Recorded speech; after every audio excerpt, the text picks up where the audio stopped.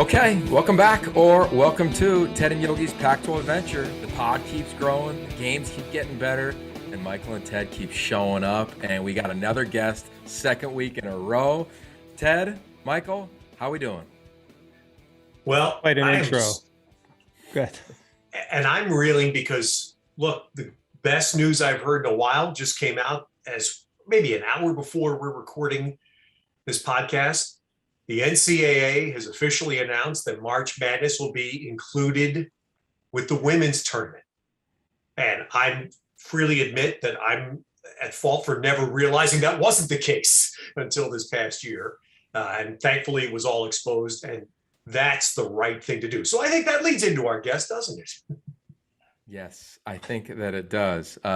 It's never madness when Ashley Adamson is on the call. She hosts the pregame show. She's been part of Pac-12 After Dark, been at the Pac-12 networks. Ted, just like you, myself, and Michael from Jump. So we're a decade in here at the end of this year. And with that said, first time this season, we're all going to be able to hang together. Michael, I don't know how you did it, but we got Ashley with us on Saturday. The pregame will be in Boulder with USC. Ash, welcome to the show. I am really excited to be here. Thank you for having me. Ted, appreciate you mentioning that off the top. And I just want to say I'm like as excited as I am to be here. I'm also a little bit sad as I'm realizing I think this is my first invitation to the pod. So it took a little longer than I hoped, but hey, better late than never. I'm happy to Listen, if you're willing, this will not be your last. I promise you that, okay? We'll see how it goes first. See how it goes first, and then you can decide. At least your intro was, he just keeps showing up. That's quite, thanks, Yogi. It was like I'm inspired by that. Enjoyable experience. It's why you keep showing up. Oh, gotcha.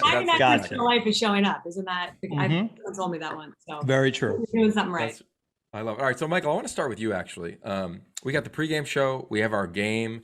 There's a bunch of stuff that goes on. There's a halftime. There's a little post-game element. What's it like as the producer to take people behind the curtain to bring our, every element we have at the Pac-12 Network is going to be part of this game in Boulder with USC and Colorado on Saturday?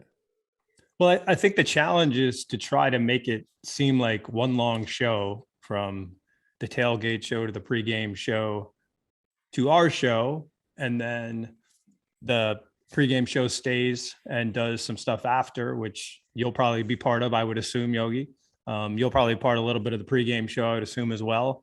But the nice thing for me as a producer is hopefully we'll get Ashley to be involved with our show to bring it to another level during the game. And we'll be able to use a couple extra cameras and things that the studio show might be able to help with. So really, how do we make it one long show? And how do we use the extra equipment and people available to make our show look and sound and feel bigger and better? Amen to that. All right, so Ashley, you and I have talked about this. I don't think Ted and Michael know this, but they know that Michael Westbrook is being honored. He's going to the College Football Hall of Fame. But they don't know the impact that Michael Westbrook has had in your life, nor do the listeners. Could you share with us that story around how you even ended up going to high school in Boulder or in Colorado?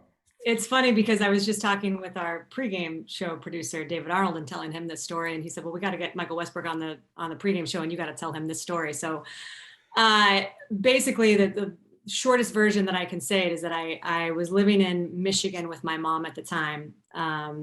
I was born in Denver, but my mom and my brother and I moved to Michigan when we were little. And my brother ended up moving back to Colorado when I was in 7th grade. So unbeknownst to me at the time, my mom, who went to Michigan for undergrad and Colorado for grad school, had been really conflicted about whether or not she should move with me to Colorado so that my brother and I could be together for high school. So she goes to the Colorado-Michigan game in '94. With her Colorado sweatshirt on with all of her Michigan friends. And she said beforehand, like, I'm hoping that this game will give me a sign as to what I'm supposed to do. So that's kind of the setup. We all know what happens in the game, right? Michael Westbrook catches the Hail Mary, and it's one of the most memorable games and finishes ever. My mom said, I just talked to her this morning about this and was asking her about the memories. And she said, well, I just remember feeling so disappointed that Michigan was going to win, which was kind of telling me what I probably already knew in my heart, that the right thing to do was to quit my job, end my relationship, and move with you back to Colorado. And then she said, when they threw that Hail Mary, she was like, I just it was the biggest sign I could have ever asked for. It smacked me in the face. And I still remember, I mean, I'm in 7th grade. She comes home and I think she had a couple of beers at that point. I didn't really know what that was when I was in 7th grade, but she's like running into the kitchen counter going, "You won't believe what just happened. And we're moving to Colorado." And like, I didn't even know that moving to Colorado was on the table. So I just remember thinking like, what happened at a football game that caused my mom to come home and tell me that we're moving to Colorado? And I wouldn't find out until, you know, a little bit later. And as I've gotten older and appreciated that game and that finish even more, just the impact that catch and that throw and that play had on my life. So yeah, that's my connection to that game. So I'm excited to meet him and just be like, "Hey, thank you. This was." Wait a minute. I'm excited to meet your mom. You guys do whatever the hell you want to do on your nonsense stuff, show stuff. I'm having beers with your mom. Okay. Yeah. She, you know what? She'll come to Boulder. She will be there in a second if that is an open invite, and she's gonna have a beer with. I can tell you that. Running into tables. I like that. She'll like that too, I'm sure. Oh, that is so I'm sure good. you enjoy that part of the story as well. I don't think I was supposed to include that, but hey, this is the Truth Teller podcast, right? That's right. That's why you come to it. Okay, Ash, because we only have you for a couple minutes. Let's break this game down.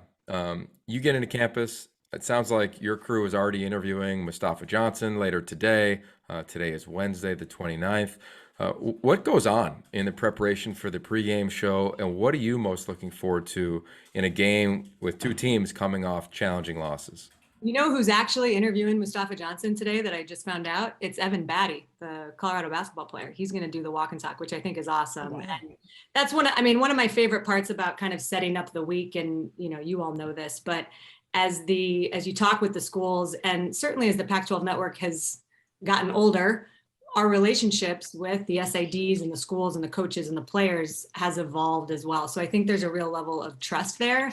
And so it's just been cool to see all of the different things that Colorado, as we go there to showcase, you know, their campus and their program and the things that they want us, the stories that they want us to be able to tell and the access that we get. Like, that's one of my favorite parts, is kind of seeing all of that come together of, hey, we meet with them early in the week. This is what we're thinking. What do you guys want us to do? And then let's figure out what makes sense. And it all sort of, you know, comes up on Saturday morning. So I think the thing that I'm most excited is just to be back in Boulder. I mean, the last time I was in Boulder for a game, it was when they beat Nebraska. I guess it was 2019. And that was one of the most memorable games I've been at. But I'm excited to see two teams that both clearly, obviously desperately need a win. And I think for me in particular, I'm really curious to see how USC is going to show up. Obviously with Oregon State, I think that Oregon State loss, we're going to see as Oregon State continues on. My guess is that they're going to be the team that, okay, maybe that loss is going to make more sense as the season goes on, because I think the Beavs are a real deal. That wasn't a fluke.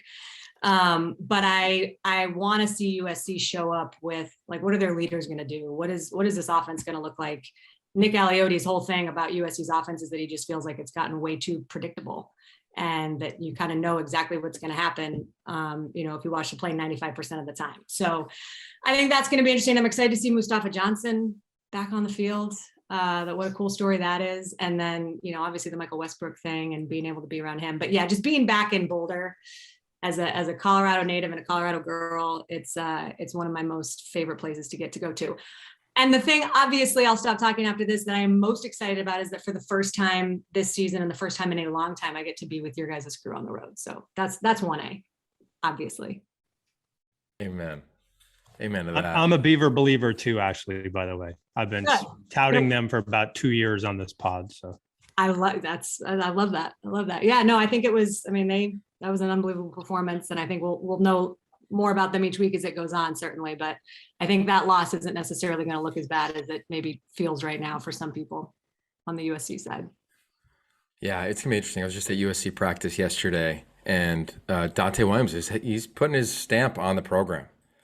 I mean, he is. The practice schedule looked different than any practice I'd been to at USC under Clay Helton, so they changed how they were going to practice. How so? You felt that?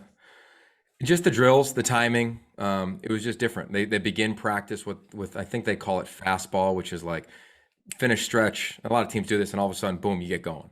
And it's a 2s versus 1s, 1s versus 2s, 2-minute drill, and try to get the team going. And I think a lot of teams that do that, they want to start fast.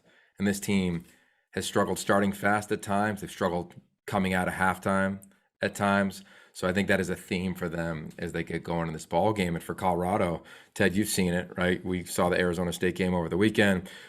They've struggled on offense, right? And not insanely when you look at the numbers. It's just like the moments where Brendan Rice gets behind a defender, they don't complete the ball. Like the little things, that's what I want to see in this ball game.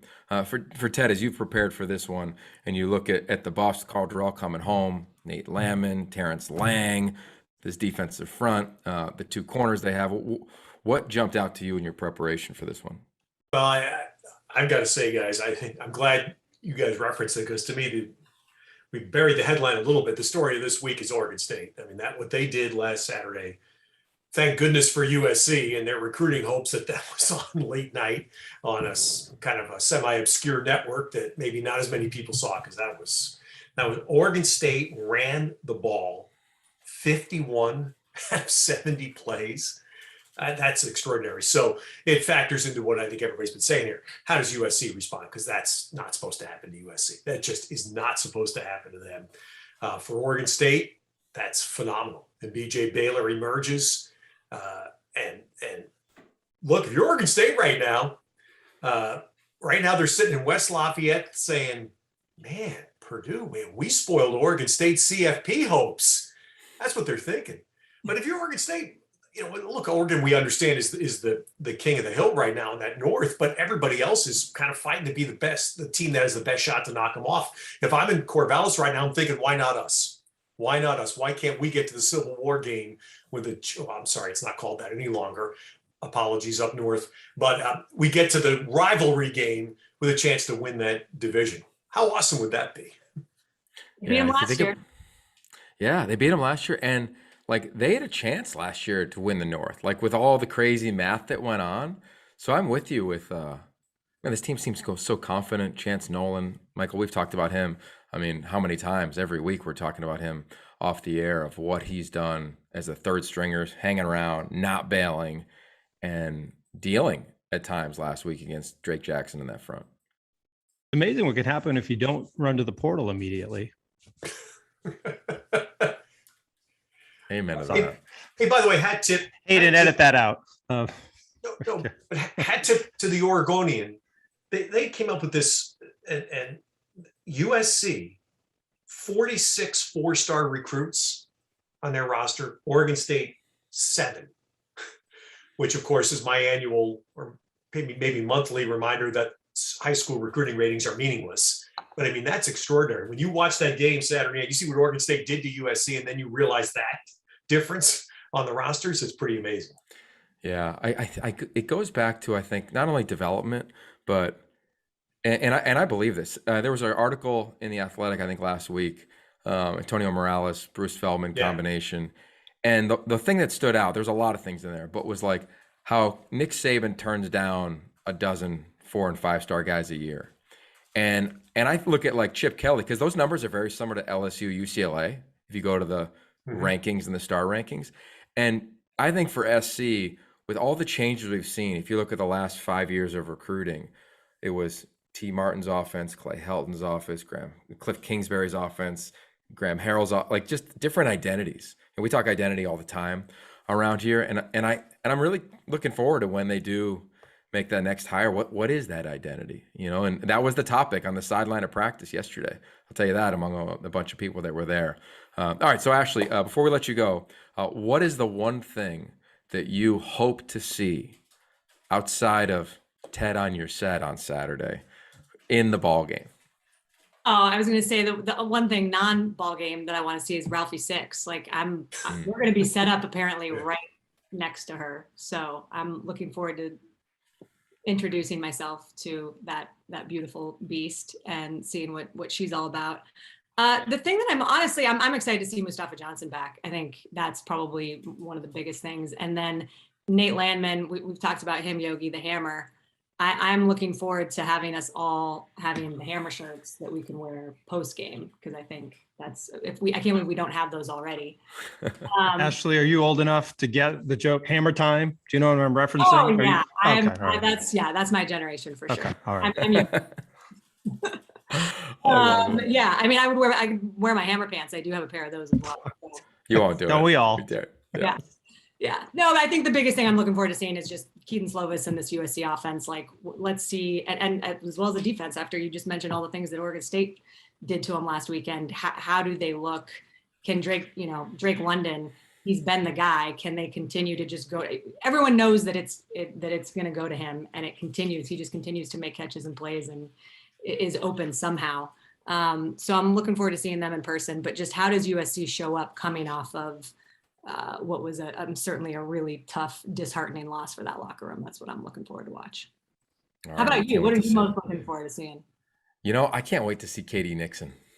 Like, if we could mic up one player in pregame, I talked to a bunch of players at SC yesterday about him, and like, of course, he's given the scouting report, right? So, and Katie's had an elevated role in the last couple weeks.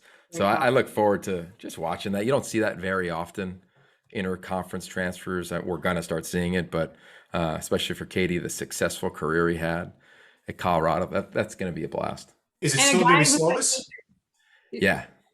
Yeah, I was just going to say, and KD, a guy who that team, you ask anybody on that team, they loved KD. Like, there was no bad, it was sort of like, hey, go try. And if this is what you want to do, go for it. If that's the move that you want to make, but there was no love lost there. He loves Boulder. He loves that program and the fans there and all that. So I'm interested to see how the fans react to him as well. I love it. I'm All right, excited, Ash. guys. Thanks for having me on. Let's not we wait appreciate another you. like 5 years for an invitation back. All right. I'm just gonna start showing up. I'm just gonna Just show up. Just show Next up. week, this Exactly. time, That's Ash, all we're we do. booking you. Appreciate you guys. Yeah. Ashley Adamson, host of the pregame show and pretty much everything else at the Pac-12 networks, and we'll be with her on Saturday. Ted, let's circle back. We talked Oregon State. They've got UW. This is a big game. I mean, you could argue one of the biggest games in recent history at Reser Stadium this weekend. This is gonna be fun. A lot on the line. UW playing better. Cade Otton did not play in the last game. I'm not sure what his status is for this game for Washington, but they've been able to move the ball. What say you when it comes to the Beavs against Jimmy Lake and the Huskies? Well, I think the clear switch now for Oregon State is, and it hasn't happened very often. I don't pay attention to the spreads weekly, but I'm wondering how many times since Jonathan's been the coach have they been favored? And so for the first time, probably, or a rare time in Jonathan Smith's tenure, the Beavers run out Saturday. They're supposed to win. And Washington, I mean, I watched a lot of the Cal game. Cal should have won that game. Cal was the better team. And unfortunately for Cal and Justin Wilcox, they have just self-destructed enough that it's cost them a chance to win a couple of games. And they were down in that game at Seattle last Saturday. They come back. When you look back, the special teams for Cal continues to be a nemesis. You can't, the holder drops a ball on what should have been an easy field goal in the first half, and you wind up going overtime. You think that crushes you. So anyway, to me, this is Oregon State. And hey, if Oregon State, as I said, they run 51 out of 70 plays the other night. If they can continue to do that against Washington, which we know is renowned for their physical play, it's a game they should win. And then, the Beavs are in their north cycle. They have the Huskies this week, then they go to Pullman the following week. Those are games they should win if they look anything like the team they did last Saturday. We'll be in Pullman, by the way, Pac-12 Network. So selfishly, I want a Beavs win this week because we'd like to see a hot team coming in to the Palouse for sure. Yeah. To me, it's interesting with Oregon State. Tight end, we've talked about this the last couple of years. Is it becoming a theme in Pac-12 football coming back? Tegan Quatoriano, Luke Musgrave, the last name because his uncle, yes, is Bill Musgrave, the OC at Cal. You could argue they're the two of the better tight ends in the country. It might be the best duo in the country, these two guys. I mean, you watch the way they run block, yards after the catch, physical. The two guys I think that are going to play on Sundays. I can't wait to see them against UW's front seven and that secondary. Like, if they can win in between the hashes, and they have a lot of QB run game. We know how hard that is to defend. It's just an added person to go up against. Man, it's going to be fun. And schematically, Brian Lindgren, you go watch that SC game, guys. I think I sent you the clip. The amount of times that they've got more blockers than defenders on the edges is far too many for SC. And that speaks to the shifts and the motions and just the style in which they set up USC defensively. I mean, offensive coordinator of the week, Brian Lindgren, and it ain't even close with what they did last week. So I can't wait to see that scheme against UW and what they're known for on defense. As my high school coach, the great Fred Kobacheski would say, those tight ends run like deer. He probably actually said deers, but it's still impressive how well they move. And isn't it fascinating, guys, how we're seeing it? And it's been coming, but I think, Oregon State, given we're talking about them, is clearly one of the first in this conference to do this. Stanford's done it for years now. As the game changed to this, arena football stuff, and people start playing 7 and 8 defensive backs, what's the offensive counter? The offensive counter is we're going to go heavy and we're going to pound you again. And that's obviously that's football. It's reaction, then counter reaction. Yogi, you were part of it in coaching rooms, So I think it's going to be something we're going to see more. We're going to see more and more schools in the next couple of years going back and trying to find tight ends, and not just tight ends that split wide and catch, but tight ends that can actually block people, like Cade Otton, who I think is the outstanding example of that in our conference. A tight end, but he's an inline player. He can get in there and put his hand down and block people. So that's where I think you make a great point, Yogi, about Oregon State, because that to me is where we're heading the next couple of years. Yeah, I can't wait. Yeah, Yogi, sorry. Arena Football League, my address is still the same in case you want to send the check. That is a constant among anybody who's ever worked in the Arena League, I think. Everybody owes a little coin. Yep. I love that. All right, before we get to two teams that I think are two games that are huge, I just want to let you know a little bit about our partners over at BetRivers Sportsbook. If you haven't signed up with BetRivers yet, now is the time. They are offering a $250 match bonus for your very first deposit. But what sets them apart is that they require just one playthrough to turn your bonus into cash money. With their new Rush Pay instant approval, withdrawing your winnings is safer, more secure, and much more reliable. And we know football season, I can't believe it, we're almost at the mid-season point. But you can still get in on the action. Go to betrivers.com today. Download the BetRivers iOS app. Of course, you got to be 21 years or older. And if you're struggling with a gambling issue, just call 1-800-GAMBLER. Okay, the phrase we use is dictate terms. Oregon, Mario Cristobal, they want to dictate terms. Kayvon Thibodeau sounds like he's going to be back at full strength. Stanford, they want to dictate terms. This is a game, this is a rivalry that goes back a decade. We've had some great games with different head coaches on Oregon's sideline, but I look at the last couple of years, Stanford, Oregon, that has been a blast to watch. Michael, we just came from calling Stanford's loss to UCLA. They were not at full strength. They won't be at full strength Saturday, but they'll be much closer to it than they were in our game a few days ago. What do you think about the number 3 team in the country coming to the Farm? I think Oregon is going to try to Stanford.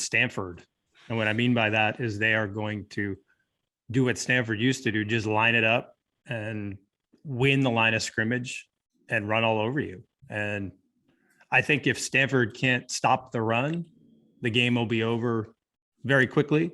I was impressed with Tanner McKee once he got going, and how Stanford was, a little more finesse game and the tight ends.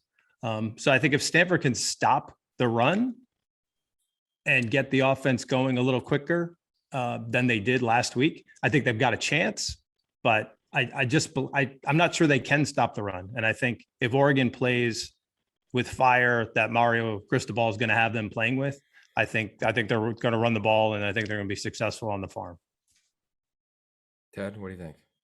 Yeah, Michael hit it. I mean, obviously Stanford hasn't stopped the run yet, and they know that. So I'm assuming they're going to get a heavy dose of CJ Verdell pretty early.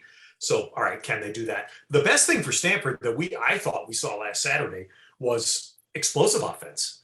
And we haven't seen a lot from Stanford recently, and they had explosive offense. They have pretty good wide receivers, guys that are stepping up and playing top roles for the first time. New kid Farrell that we hadn't seen before, who clearly can run. And David Shaw mentioned that after the game, was that was kind of the thing. They had a very poor start in the first quarter, but once they got going, they showed the ability to make plays. They're going to have to do that, I think, to have a shot to pull this off. I mean, to me, Oregon comes in as a heavy favorite, and the best hope Stanford has is that two-prong. Can they at least slow down the run? And two, can they hit for some big plays? Yeah, I if I'm Stanford, I want to receive the ball and I want to open it up a little bit and I want to challenge the back end. I'm totally with you guys in that regard. When you flip it on the other side, that's to me where it gets really interesting. If you are going to schedule two schemes back to back in this league, I would want UCLA and Oregon back to back, because what Chip Kelly and Joe Moorhead do is similar in terms of all the movement, pre-snap, post-snap, and we saw it obviously front row. Tanner McKee struggled with all that movement early on in the ball game, and to your point, settled in eventually. Second half, spread it out, was dealing to his wideouts. I just look at what this team does on offense. They will challenge Stanford. They will challenge with all the movement in Joe Moorhead. I look forward to watching it. I think Anthony Brown has grown a ton.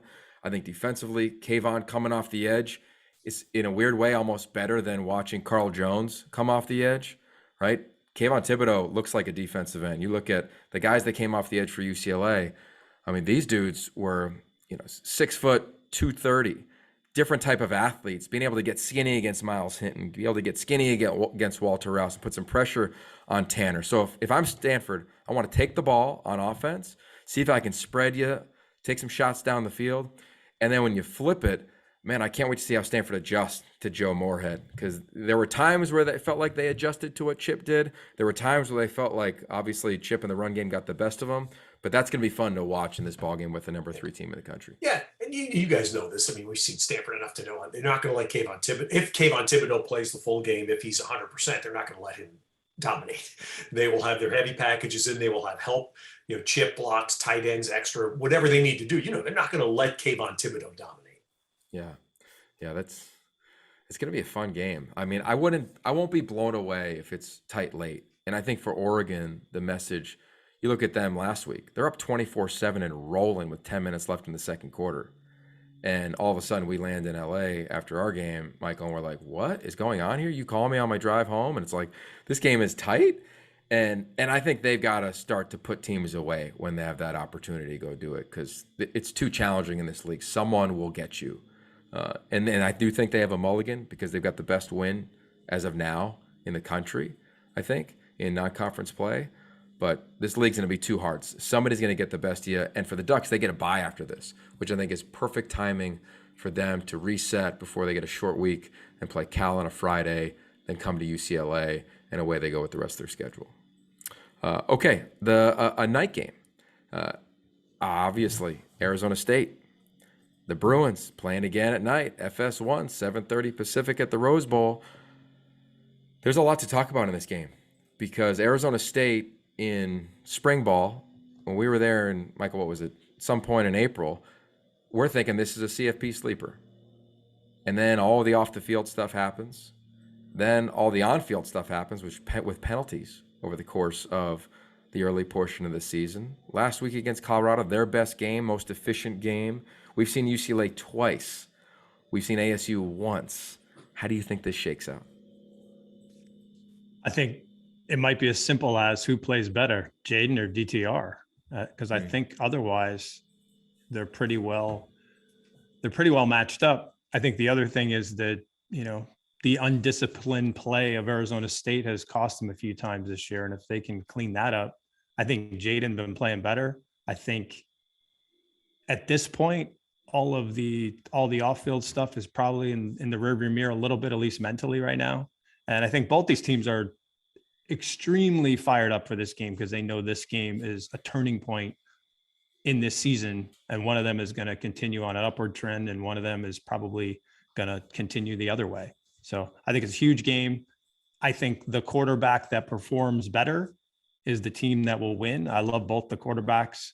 I don't know who's going to play better, but I think that's going to be the key. Ted, we saw DTR with quite the performance over the weekend. What do you think he needs to do against ASU in this one? Well, I think he needs to hand the ball off. That's what, I mean, come on, that's what UCLA does. They've done it 3 times in 4 games. Your phrase, they dictated the terms. They didn't dictate the terms against Fresno State. They did it right off the bat against Stanford. They came out and ran the ball as David Shaw knew they would, and as Chip Kelly wants.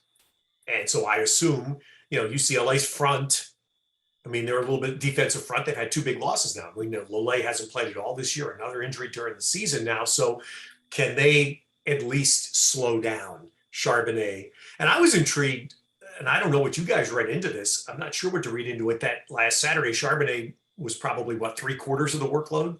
I mean, he was clearly the lead back ahead of Britton Brown, as opposed to what I was semi-anticipating was more of a share.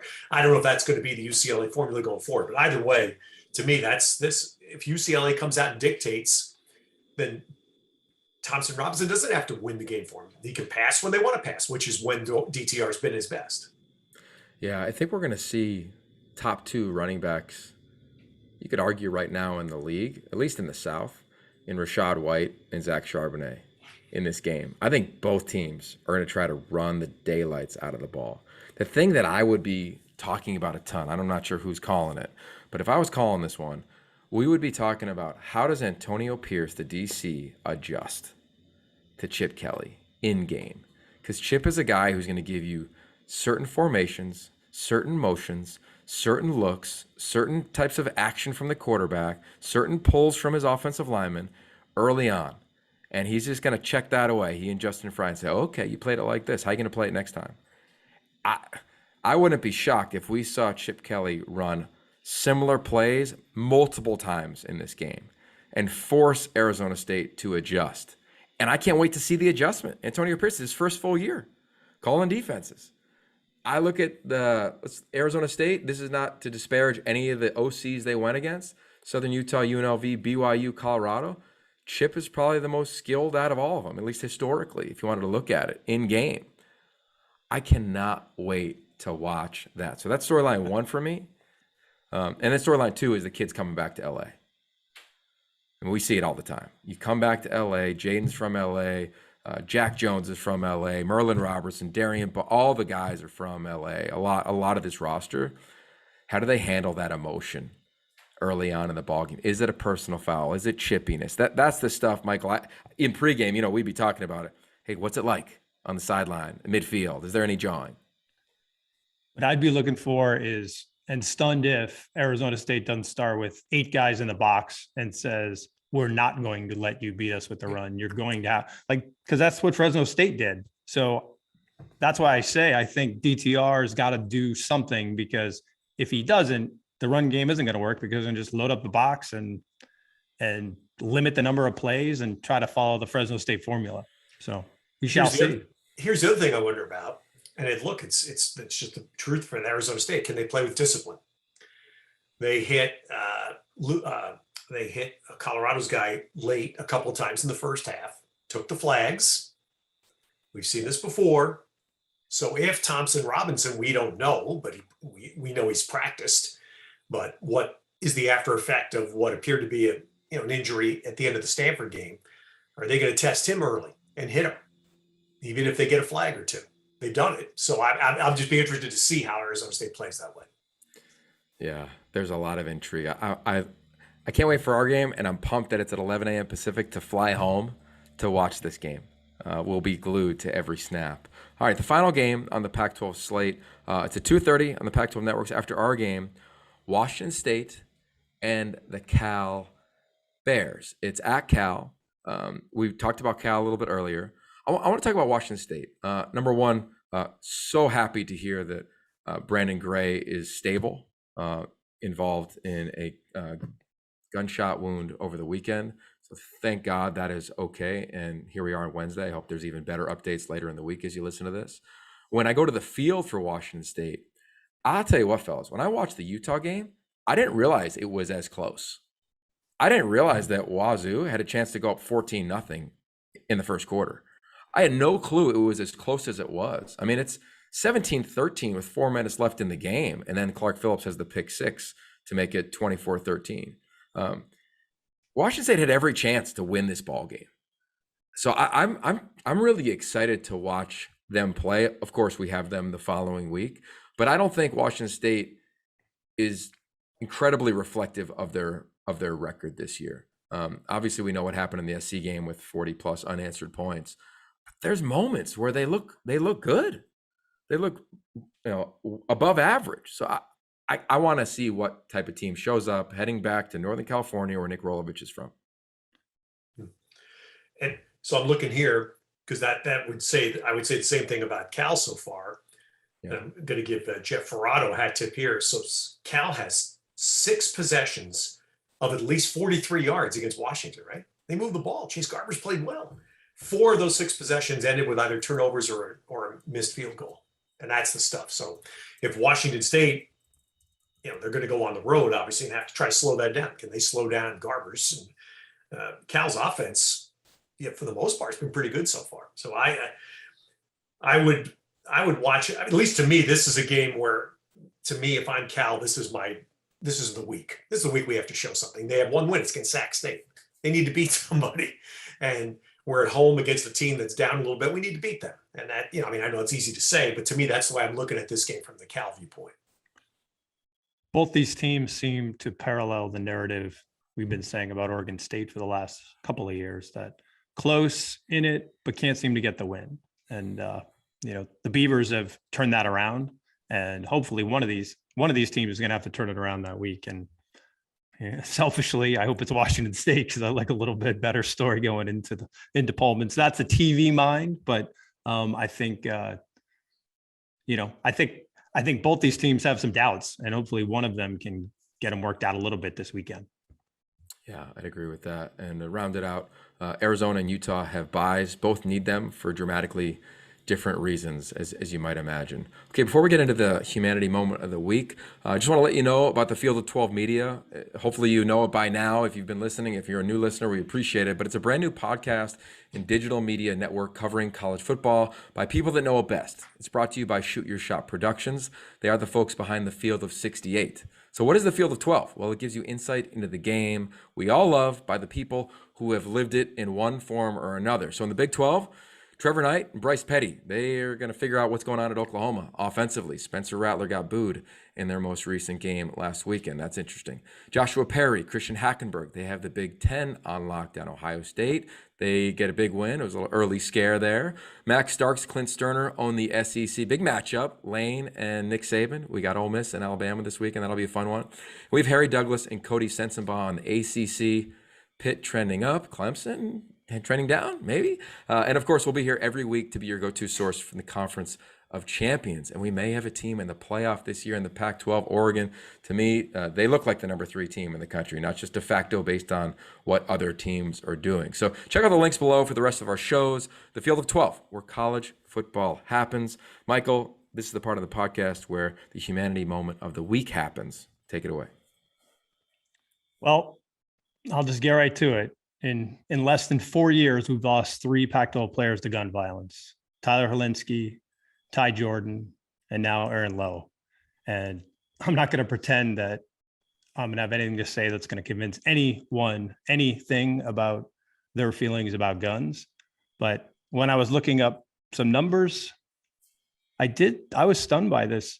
60% of gun deaths in the United States are suicide. And I said to myself, what can I do?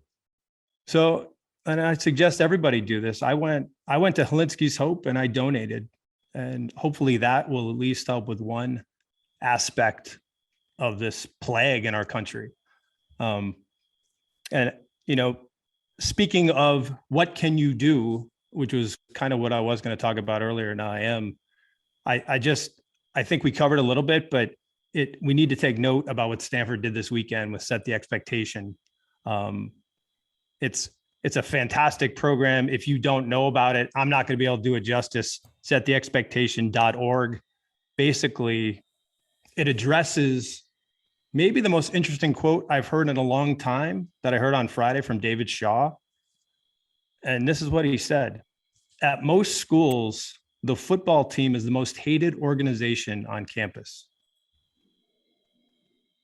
And I'm pausing just to ponder that. And it's amazing.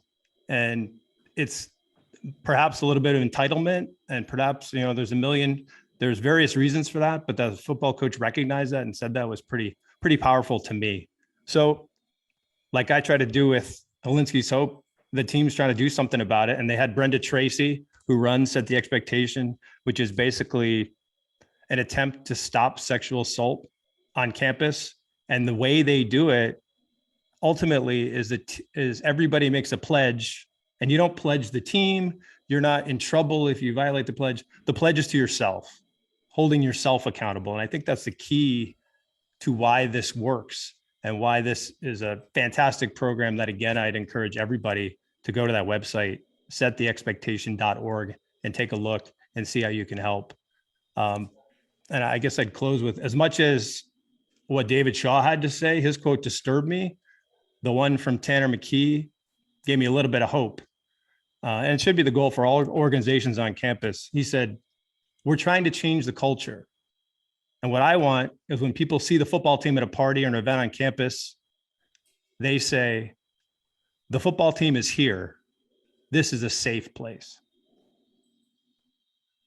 Amen. Amen to that. Well, Brenda has had such an impact on this conference, and I think is just getting going in her 5th year of sharing her story about what she went through. And as you referenced, what's gone on in this country and what's gone on in our league around gun violence is I don't have many words for that.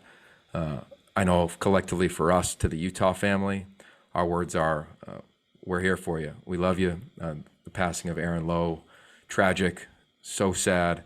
And as we referenced earlier, they have a bye week to spend some time with one another as they grieve, unfortunately, yet again. So with that said, for Ted, for Michael, our producer, Hayden Gray, I'm Yogi Roth. This is Ted and Yogi's Pac-12 Adventure, where every week we try to bring you the sport, deep dive into football, and also the humanity side of the conference that we all love. Stay safe, fellas. Peace.